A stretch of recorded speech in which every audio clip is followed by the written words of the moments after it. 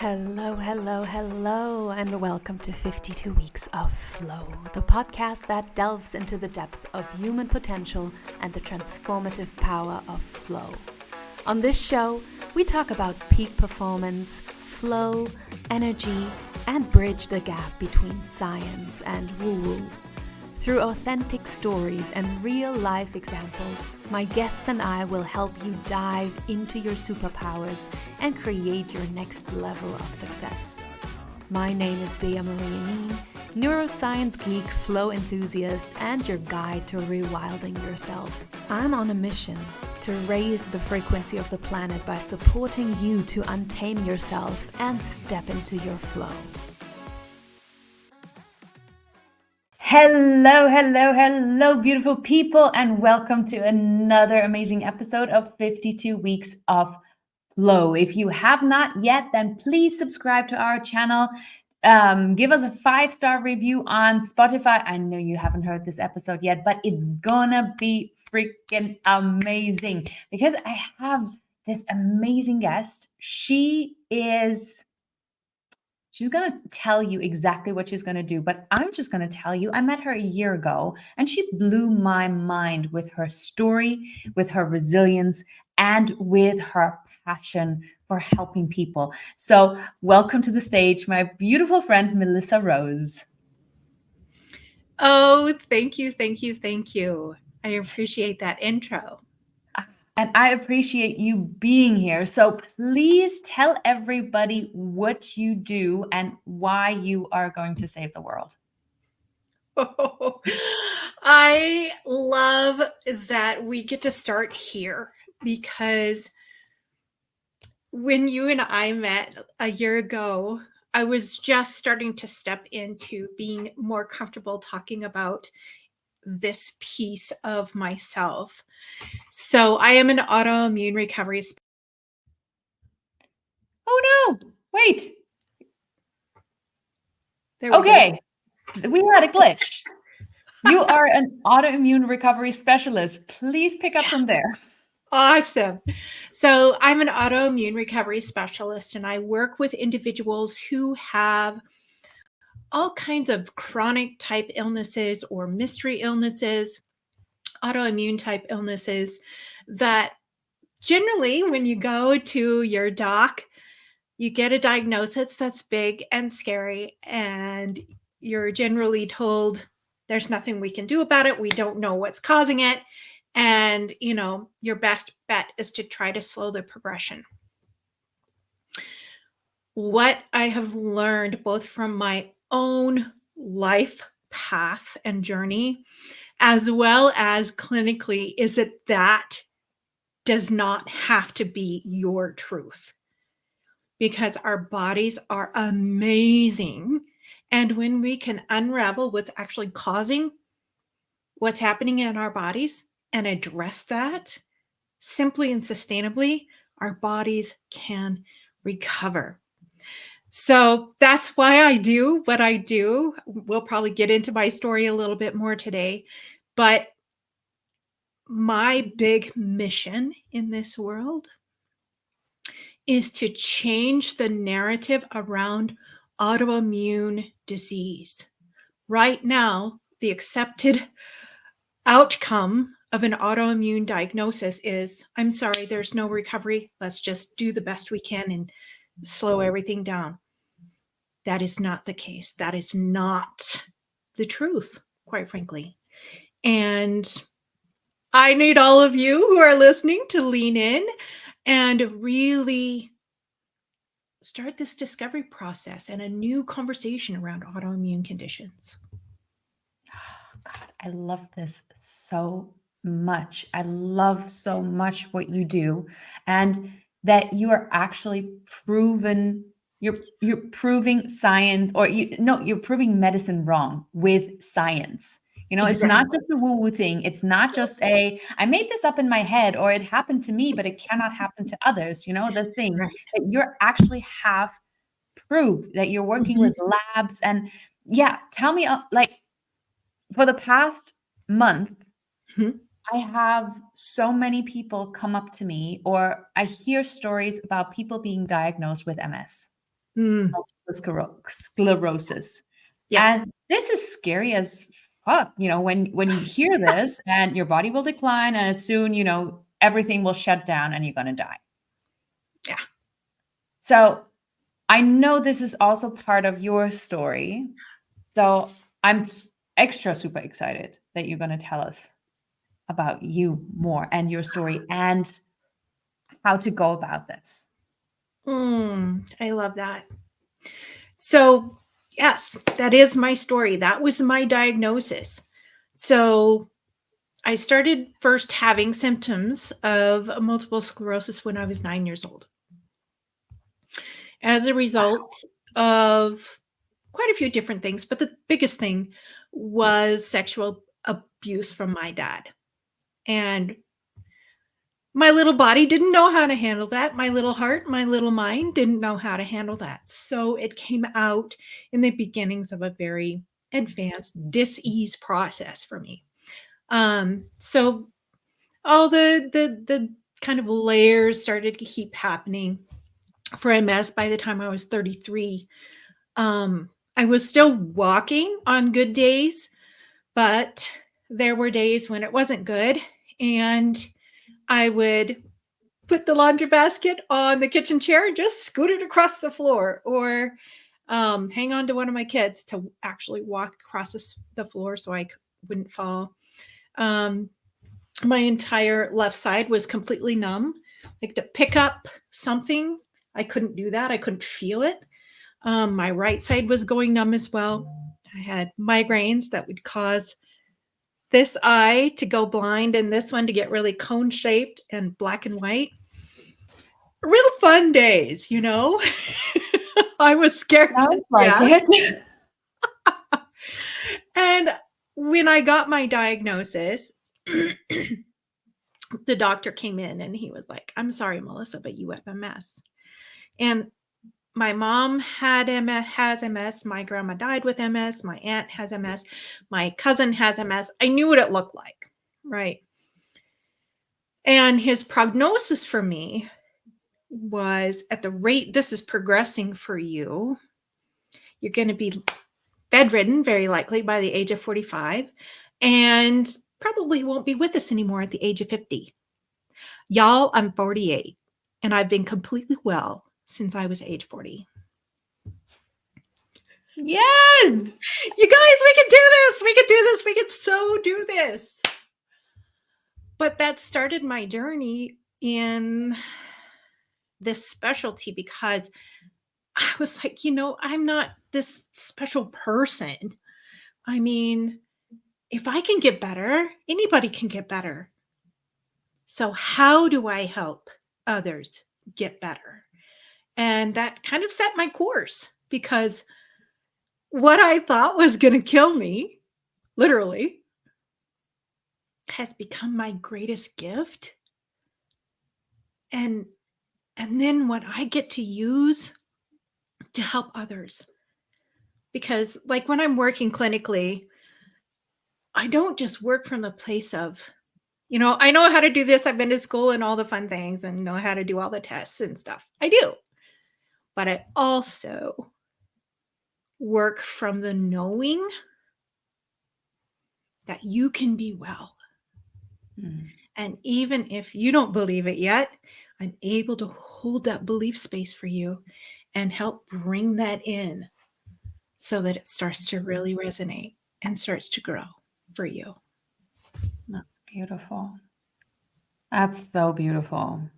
And I need to ask you this question because not everybody, wants to make their diagnosis or their fate into, changing other people's lives. But for you, like, what was it? Like, I don't know, if I get a diagnosis like this, probably would be devastated first. It's like going through hell. And like, how did you go through that? How long did it take you to see the light at the end of the tunnel? How long did it take you to say, hey, I want to heal others. I want to help others get well? Wow, I love this question. So as you can imagine, the days leading up to my diagnosis were kind of pure hell because I was scared. I didn't know what was going on. I didn't know why everything was happening in my body.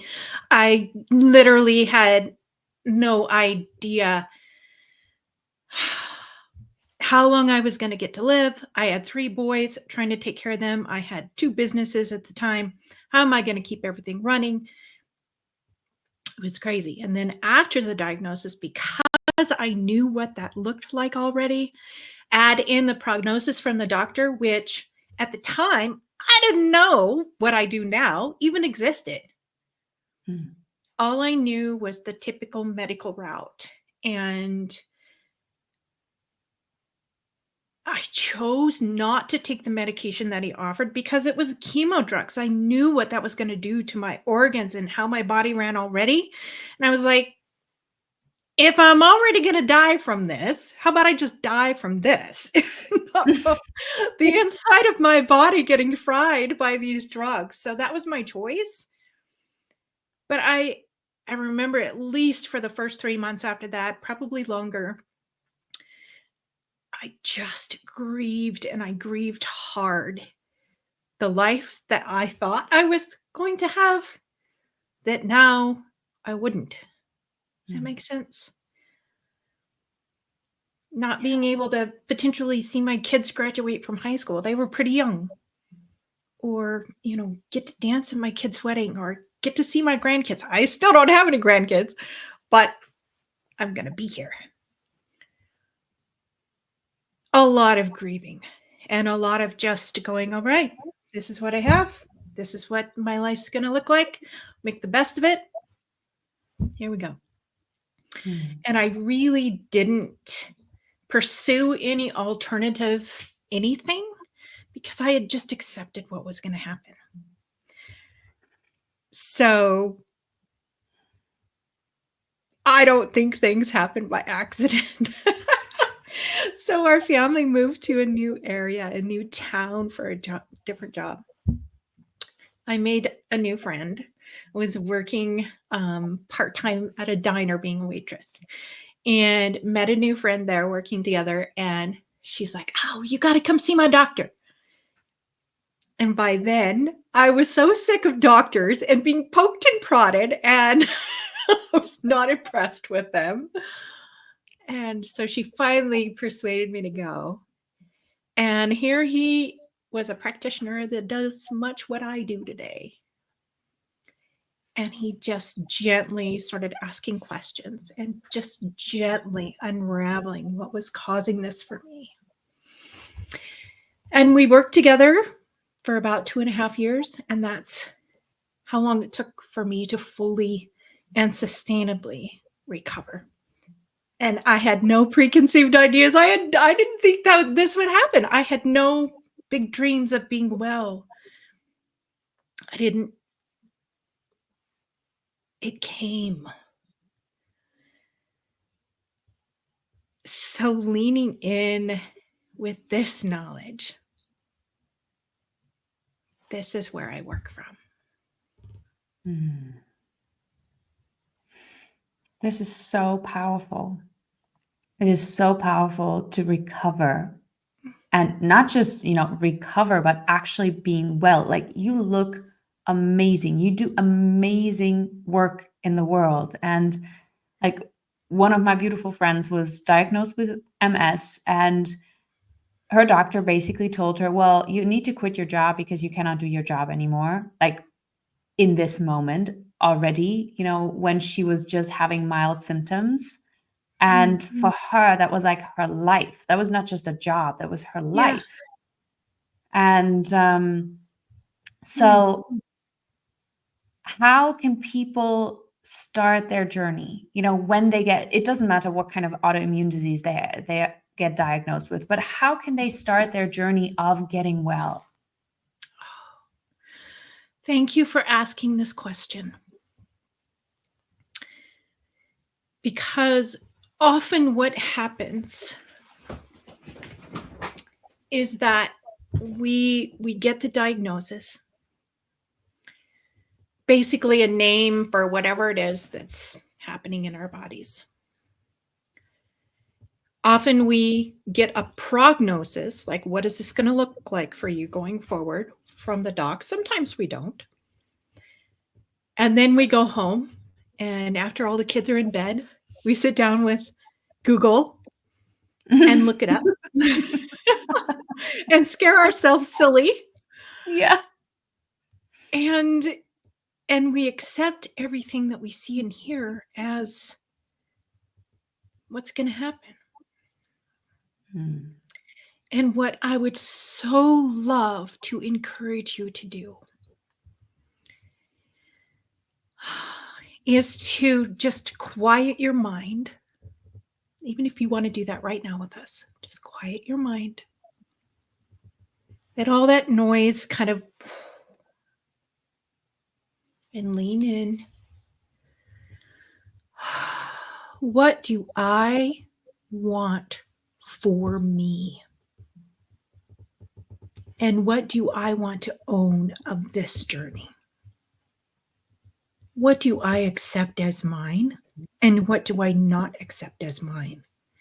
I remember when I got my diagnosis that the inside of me was just screaming, this isn't me. And I didn't know to listen to that. So listen to your inner truth, your inner wisdom, because your body cannot lie to you. It cannot lie. And the other thing I would love for you to lean in with is knowing that your body never does anything without a reason. And we can know those reasons. We can know why this is happening and do something about it. It's not rocket science. It's very simple, to be honest. That's your first step on your recovery journey, is just leaning in. What do I want for me? Let all the crazy, loud voices be out there. What do you want? What is your truth? This is such an important and powerful question. Even without a diagnosis, I believe that most people don't actually know what they want. We all know what we don't want. Right. But when you ask somebody, so what do you want in life? What do you want out of life? What do you want for your life? It's like, well, health, wealth, and all that jazz, kind of. Yeah. Like, yeah, okay, that's great. But to what extent? Yeah. So this is so powerful. Like, for everyone, for all of you watching this, for all of you listening to this right now, ask yourself the question. It doesn't matter if you have a diagnosis or not, what kind of condition you're in. Completely, it doesn't really matter. Yeah. Because the only thing that matters is that you know what you want.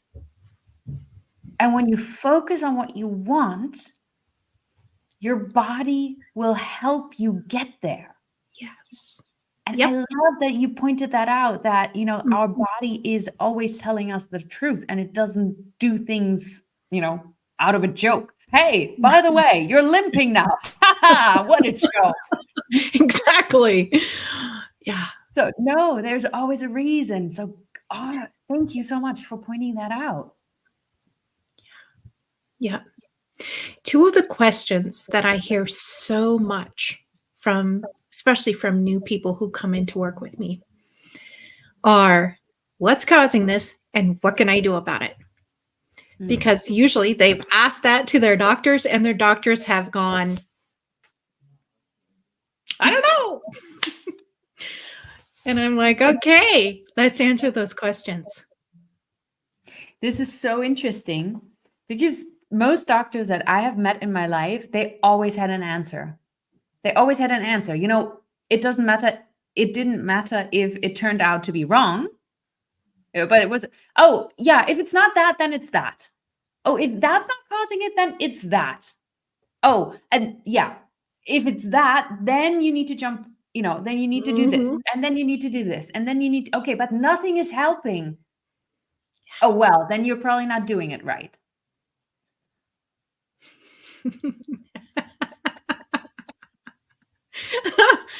Oh gosh.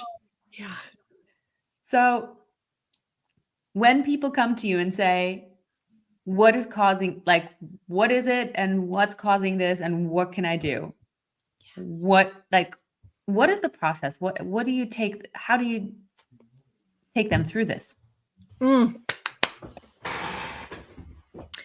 So, welcome to my brain because I'm not interested in messing around with stuff that doesn't make a difference. So, what that looks like is when I bring in a new client, the very first thing we do is a huge functional health assessment form. And why I use that is we're using symptomology that the client is experiencing at the time and really start to categorize that into base layers, body systems, toxicity possibilities, mycotoxins, that kind of thing that could be causing, or some of the base layers of what's causing dis-ease for them. So we start there. Any historical data that we have, blood tests, whatever, you name it, as well as a timeline for how they got to where they are now. So we use that body of information to then create, what do we know? And then what do we need to know? And then using this body, what do we need to know? This body of information, we can then start work with the body. So there are some very base layers that we need to work on for anyone. And then also using this body of information, what do we need to know? We custom curate testing. And this isn't like blood tests generally. This is deep dive gut studies. This is neurotransmitter studies. This is deep hormone studies. This is looking at the brain, neurological studies, food sensitivities, things like that, that actually can give us reasons why the body is kind of going sideways, instead of going, well, your blood work looks great. I'm sorry you don't feel good. Come back next year. That doesn't help anyone. No. Then using the testing that we've curated, we can put all of the clues together around that and then really create a layered way to approach this. If we need to create custom supplementation, we can do that. I don't ever use meds. I always use food and food-based supplementation because our bodies know what to do with that. I know it sounds involved, but really it's kind of simple. It just makes sense because we're simply listening to what the body is telling us. His body wants to be well, probably more than you do. So if we give it a doorway and we really set your body up to recover, that's just what happens. It's like, tipping a full water bottle over. What's going to happen if there's a hole in the lid? You're going to start getting water dripping out. It's just cause and effect. Yeah. And I just want to clarify here real quick. I'm not against, normal medicine. I'm not against the medical system in general.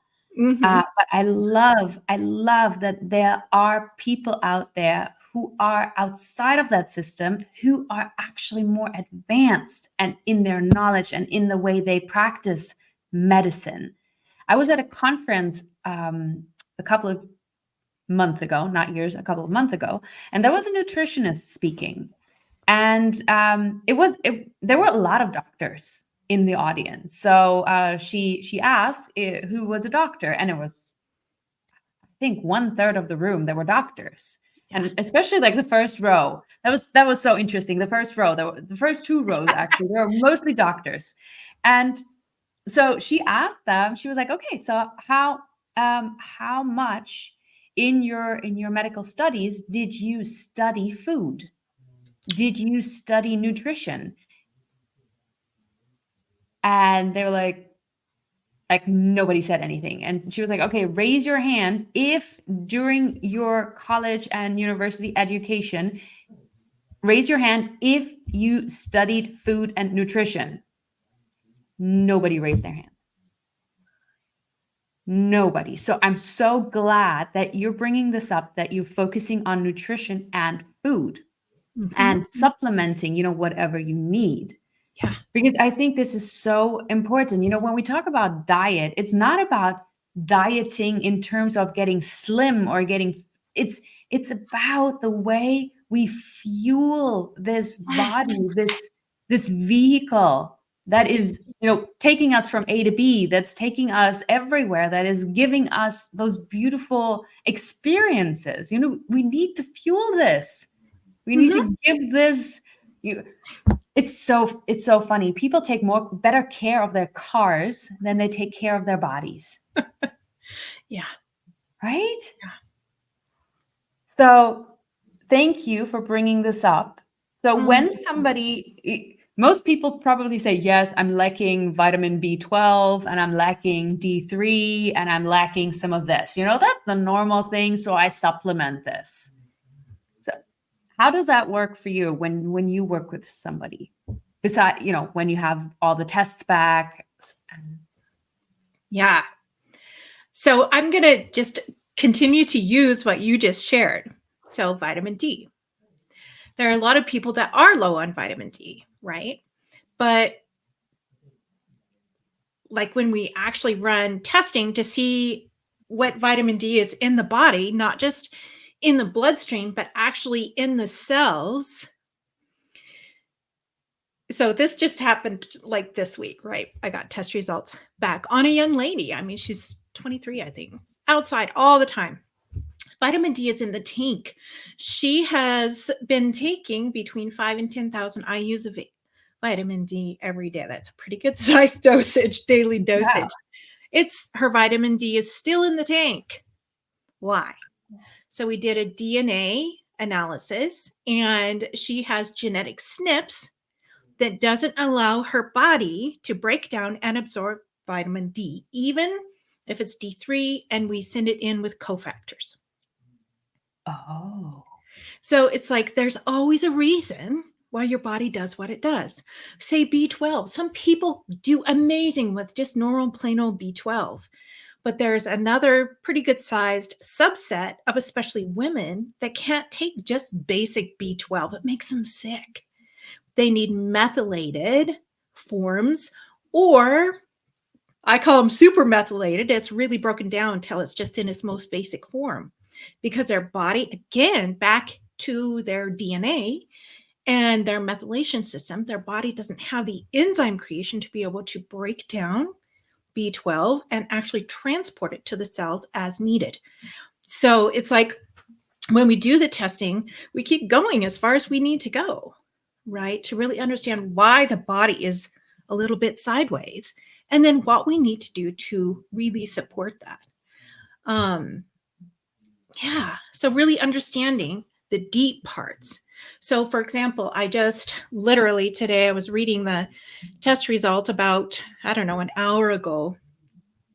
Precious gal that has had gut issues. She's been probably 9 to 10 years doctoring with various doctors and functional medicine people and nutritionists and all the things. And she's like, I just can't figure this out. And so just got her test results back. She's got 2 rare strains of bacteria in her gut. Then unless you know what you're testing for, you're not going to find. Why she couldn't ever really get over the hump and get to where she wanted to be. The second thing we found was that she has very active viral component in her brain tissue that is causing inflammation and creating her migraines and also creating like the numbness in her left hand and kind of fumbly fingers. No, she doesn't have MS. We've got a viral component and something going on in her gut that is fairly rare. But unless you know what you're looking for, You're not going to know that. Wow. So there is more to, usually people go to the doctors and then they get a big blood sample work and they get, or a small one. So there is actually more to this. There are deeper Gosh, layers. yes. So many.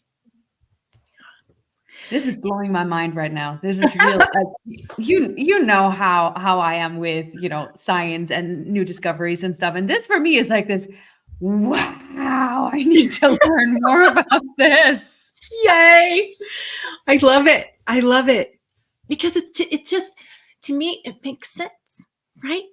Like her body was still continuing to get a little worse. And the symptoms that she had worked on for all these years to try to get at the bottom of, she couldn't, because why they were happening was still there. Yeah. And I'm too stubborn to know how to quit. I'm like, okay, wonder. I'm like, okay, we've still got this issue. We've taken care of, everything over here, but we still have this one remaining. Let's dig in. What's going on? What are we missing here? What is body wanting to tell us that we missed? And I don't know, because I like being well, and I think everybody deserves to be well. Oh God, this is the perfect ending. You just delivered the perfect last sentence. Thank you so much, Melissa, for coming here. This is you're so welcome. Oh my God, this is this is so valuable. This is like priceless what you're sharing with us. So share with us, please, where people can reach you. If whoever is listening right now is so intrigued like I am, where can they find you? Perfect.